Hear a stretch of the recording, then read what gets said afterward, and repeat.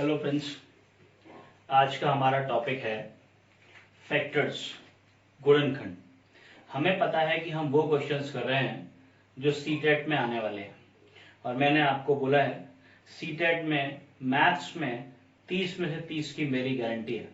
तो उसी चीज को लेके नेक्स्ट टॉपिक आज हम स्टार्ट कर रहे हैं, फैक्टर्स। ध्यान से पढ़िएगा ताकि सारे टॉपिक्स को आप अच्छे से समझ पाए। ये जो फैक्टर्स है ये पहले समझते हैं क्या। मान लीजिए मैंने नंबर ले लिया 60।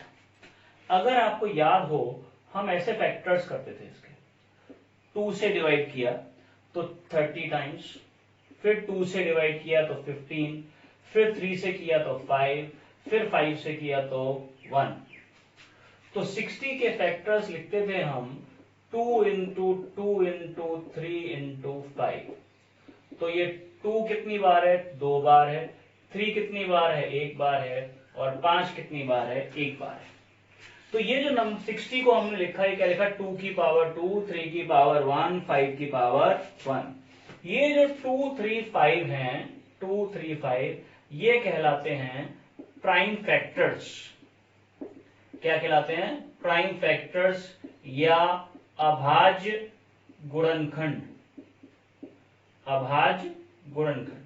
तो 60 जो नंबर है, 60 जो नंबर है, उसके 3 अभाज्य, 3 प्राइम फैक्टर्स हैं।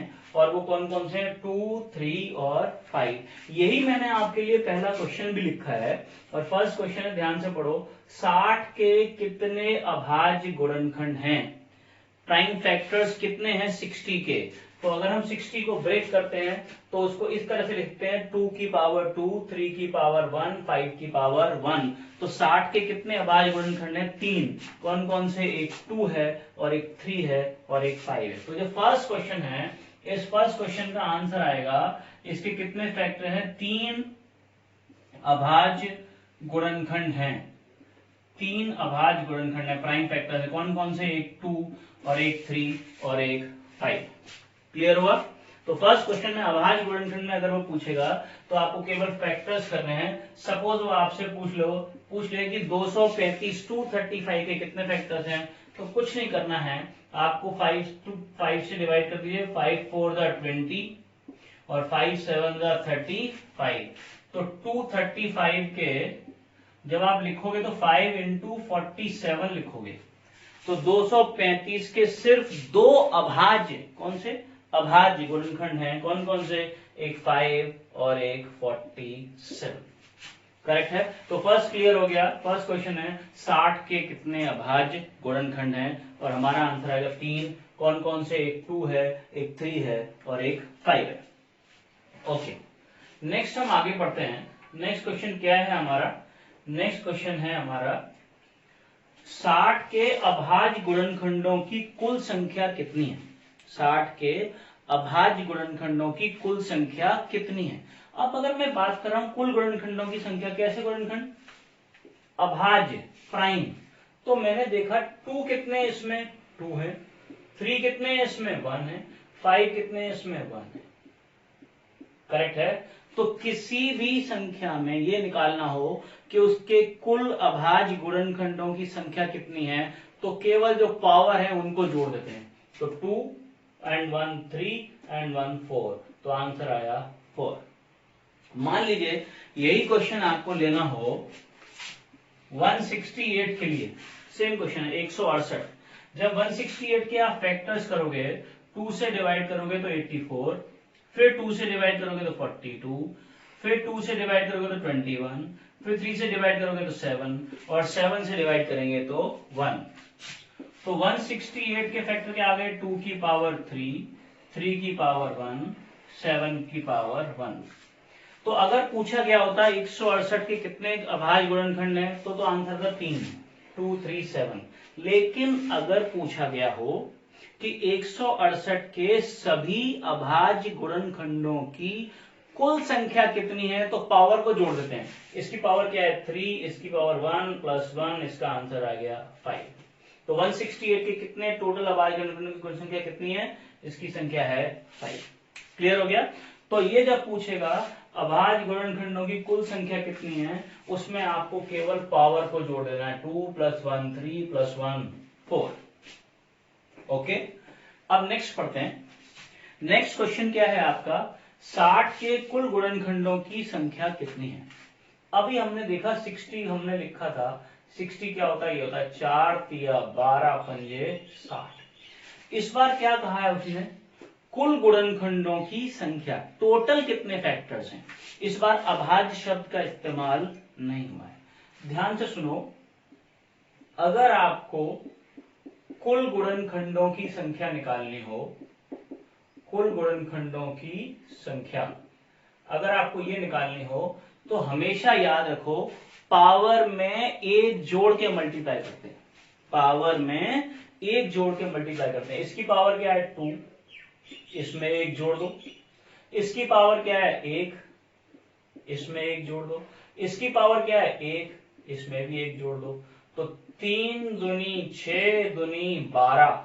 तो 60 के कितने अभाज्य गुण, कितने टोटल गुणनखंड हैं, और आंसर है 12। अगर मैं आपको करके दिखाऊं तो 60 किस किस से डिवाइड होता है भाई, 60 होता है 1 से, 2 से, 3 से, 4 से, 5 से, 6 से, 10 से, 12 से, 15 से, 20 से, 30 से और 60 से। इतनी संख्याओं से 60 गुणा भाग होता है। आप चेक करो कितने हुए, 1 2 3 4 5 6 7 8 9 10 11 12।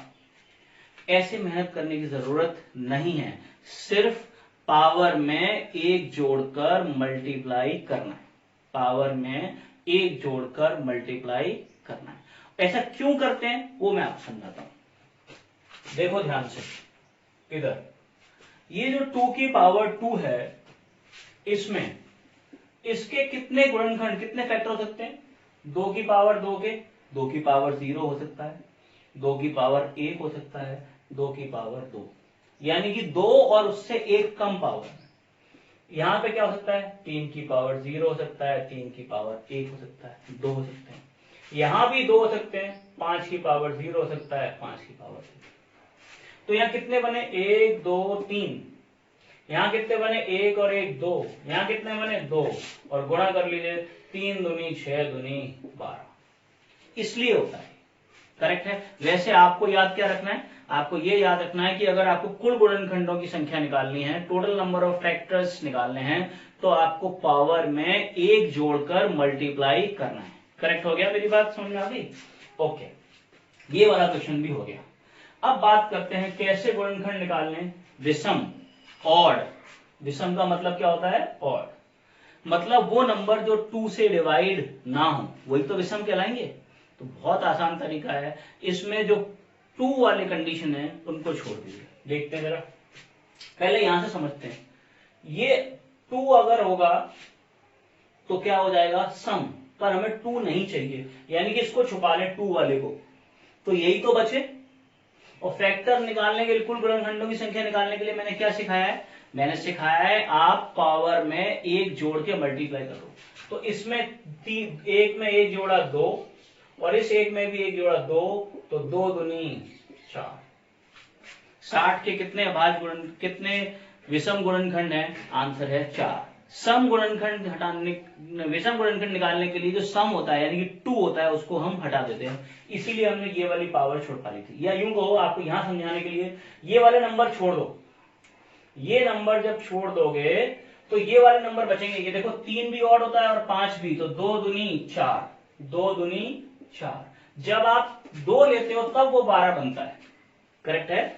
तो विषम गुणनखंडों की संख्या निकालने के लिए 2 की पावर हम नहीं लेते हैं, तो बाकी 3 है, 5 है, 7 है, इनकी पावर में एक जोड़ के मल्टीप्लाई कर दो, करेक्ट है।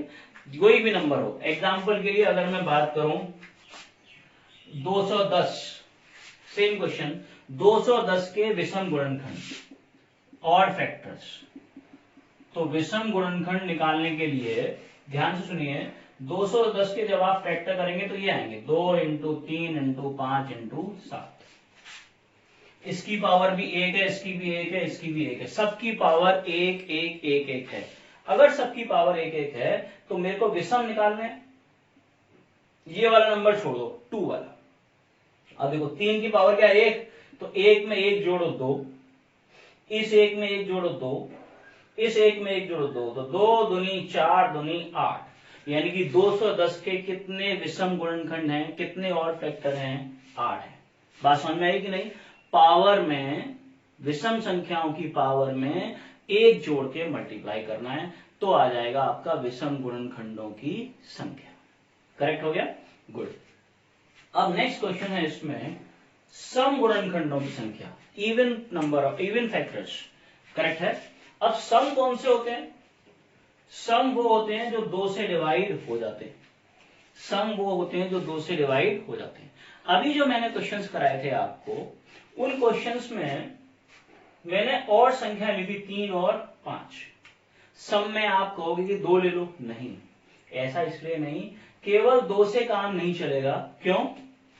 क्योंकि 2 इंटू 3 देखो 6, 2 कैसी संख्या है, इवन सम, 3 कैसी संख्या है, ऑड विषम, और 6 कैसी संख्या बन गई, इवन। इसका मतलब हुआ कि एक सम संख्या और एक विषम संख्या का गुणा करने पर सम ही उत्तर आता है। Even into odd is even. अगर ये बात आपको मेरी समझ में आई है तो आप क्या करेंगे, सुने ध्यान से। देखो 2 की पावर 0 क्या होता है, 1। इसमें ये नंबर कैसा है, ऑड, ये कैसे हैं, इवन।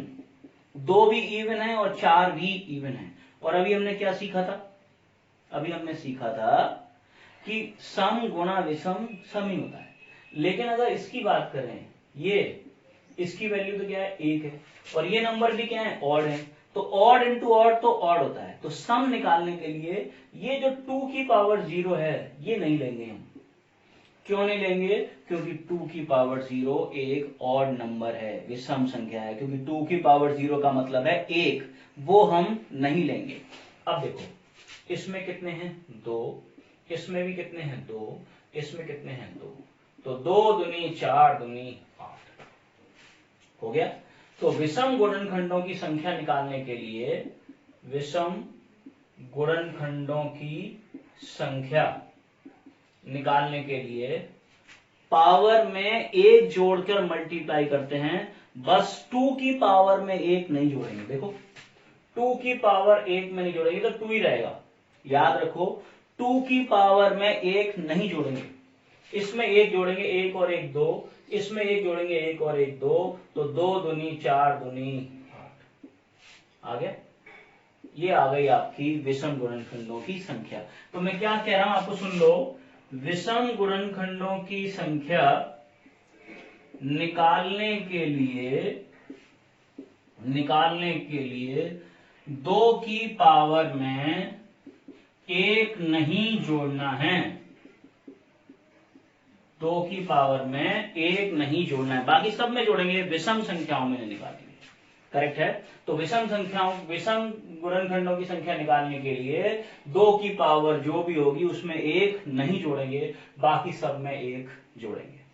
अभी क्लियर हुआ? ओके, चलिए देखते हैं नेक्स्ट।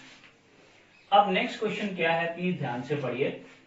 अगला क्वेश्चन है 60 के सभी गुणनखंडों का योग, सम ऑफ फैक्टर्स, गुणनखंडों का योग। अगली चीज क्या पूछी है आपसे, गुणनखंडों का योग, सम ऑफ फैक्टर्स। क्या पूछा है, सम ऑफ फैक्टर्स, गुणनखंडों का योग। और ध्यान से देखिए, सुनिए, 60 क्या है, 2 की पावर 2 इंटू 3 की पावर 1 इंटू 5 की पावर 1। अब मैं 2 की पावर 2, 3 की पावर 1, 5 की पावर 1, यही तो है 60 की वैल्यू। मैंने क्या सिखाया था, मैंने सिखाया था ये 2 की पावर 2 के कितने गुणनखंड हो सकते हैं, 3। 2 की पावर 0 हो सकती है, 2 की पावर 1 हो सकती है, 2 की पावर 2। योग निकालना है तो बीच में किसका निशान लगा देंगे, प्लस का। ये 3 की पावर 0, 3 की पावर 1, 5, 5 की पावर 0, 5 की पावर 1। अब सुनिए, 2 की पावर 0 क्या होगी, 1, 2 की पावर 1 2, 2 का वर्ग 4, ब्रैकेट बंद, 3 की पावर 0 1, 3 की पावर 1 3, 5 की पावर 0 1, 5 की पावर 1 5, कितने हो गए? 1 और 2 3 और 4 7, 3 और 1 4, 5 और 1 6, मल्टीप्लाई कर दें कि नहीं? 6 चौक 24 सत्ते 168, यानी कि 60 के कुल गुणनखंडों का योग कितना आएगा? 168 आएगा, 168। अगर समझ में आ रहा है तो प्लीज लाइक करिए, कमेंट भी भेजिए और सब्सक्राइब भी करिए, ठीक है? प्लीज देखिए। तो अगर हम ध्यान से देखते हैं तो 2 की पावर 2 थी, इसके 3 फैक्टर हुए 0 1 और 2 पावर में, 1 थी तो 2 फैक्टर हुए 0 और 1 में, 5 थे तो 2 हुए 0 और 1 में। इसे सॉल्व करके आया 1 + 2 + 4 7, इसे सॉल्व करके आया 1 + 3 4, इसे सॉल्व करके आया 6, तो 7 चौक 28 168। 60 के कुल फैक्टर्स का जोड़ 168 है। आप चाहें तो 60 के सारे फैक्टर जो हमने निकाले थे उनको आप सॉल्व करके देख सकते हैं, करेक्ट है? एक और एग्जांपल के लिए आपके लिए लेते हैं। मान लीजिए आपके लिए मैंने एक क्वेश्चन ले लिया सेम, और ले लिया छोटा सा नंबर ले लेते हैं, 24 के सभी गुणनखंडों का योग क्या है? क्या क्वेश्चन पूछा? 24 के सभी गुणनखंडों का योग क्या है? अब सुनिए, 24 को अगर हम तोड़ रहे हैं तो 8 तिया 24 होता है, 2 दूनी 4 दूनी 8 तिया 24, यानी कि 2 की पावर 3 इंटू 3 की पावर 1, करेक्ट है? 8 तिया 24। अब सुनिए प्लीज, ये जो 2 की पावर 3 है इसको कैसे लिख सकते हैं हम? 2 की पावर 0, 2 की पावर 1, 2 की पावर 2, 2 की पावर 3। इसको कैसे लिखते हैं? 3 की पावर 0, 3 की पावर 1। क्या निकालना है? योग। तो साइन किसका लगा दें? प्लस का। देखो 2 की पावर 1, 2 की पावर 0 1, ये 2, ये 4, ये 8, ये 1 और ये 3, तो ये हो गए 4, 8 और 4 12, और 14 और 1 15, 15 चौक 60। 24 के सभी गुणनखंडों का योग आ गया 60। अब आप चेक करके दिखाता हूं आपको कि सही है या नहीं, चेक करो। 24 किस किस से डिवाइड होगा भाई? 1 से होगा, 2 से होगा, 3 से होगा, 4 से होगा, 6 से होगा, 8 से होगा, 12 से हो गया और 24 से होगा। इनको जोड़ लो जरा आप। 1 और 2 3, और 3 6, और 4 10, और 6 16, और 8 24, और 12 36, और 24 60। तो जो हमने किया है वो बिल्कुल सही है। तो करते क्या है आप? कुछ नहीं करते हैं, ये जो जितनी पावर दी हुई होती है उससे छोटे और उसके बराबर सारी संख्याएं लिख लेते हैं, ऐसे 0 1 2 3, और इसमें भी 0 और 1, और इसके बाद इनको गुणा जोड़ के गुणा कर देंगे तो आपका आ जाएगा गुणनखंडों का योग, करेक्ट है? ओके। ये सारे जो मैंने आपको बता दिए, ये सारे सब कौन से किस में आ गए? सीटेट का लेवल खत्म, सीटेट फिनिश। अब सीटेट के बाद टेट और सुपर टेट दो चीजें और बची जिसमें ये लेवल आएगा, तो उसके लिए 2 क्वेश्चन 3 क्वेश्चन और बनते हैं, वो मैंने आपके लिए लिखे हुए हैं, जरा उन पे चलते हैं। क्वेश्चन क्या लिखा है जरा ध्यान से सुनो। 60 को उसके 2 गुणनखंडों के गुणनफल के रूप में कितनी तरीका से व्यक्त किया जा सकता है? 60 को ऐसे 2 गुणनखंडों के गुणनफल के रूप में व्यक्त करना है जिनका गुणा 60 होता हो। तो इसका बहुत आसान तरीका होता है। क्या होता है? सुनिए ध्यान से। ऐसे नंबर में 1 से शुरू करते हैं, तो पहला गुणनखंड क्या हो गया? 1 इंटू 60। दूसरा क्या हो गया? 2 इंटू 30। समझ में आ गई बात? तीसरा क्या हो गया? 3 इंटू 20। छोटे से शुरू करते हैं। अगर 4 से डिवाइड होगा तो 15 चौक 60, फिर 5 से होगा 12 पंजे 60, और फिर 6 से होगा 6 ढाई 60, करेक्ट है कि नहीं? फिर आगे 7 से होगा, नहीं होगा। फिर किससे होगा? 8 से होगा, नहीं। फिर किससे होगा? 10 से होगा, नहीं होगा। 20 हो गया। फिर किससे होगा? सब पूरे हो गए। अब इतने बचे, तो ये कितने बने अगर आप ध्यान से देखो? 1 2 3 4 5 6। तो 60 को उसके 2 गुणनखंडों के गुणनफल, मतलब ऐसे 2 संख्याएं जिनका गुणा क्या हो? 60 हो, ऐसे कितने रूप में व्यक्त किया गया? 1 2 3 4 5 6, करेक्ट है कि नहीं? और अगर आप इसे डायरेक्ट निकालना चाहते हैं तो इसका आंसर होगा कुल गुणनखंडों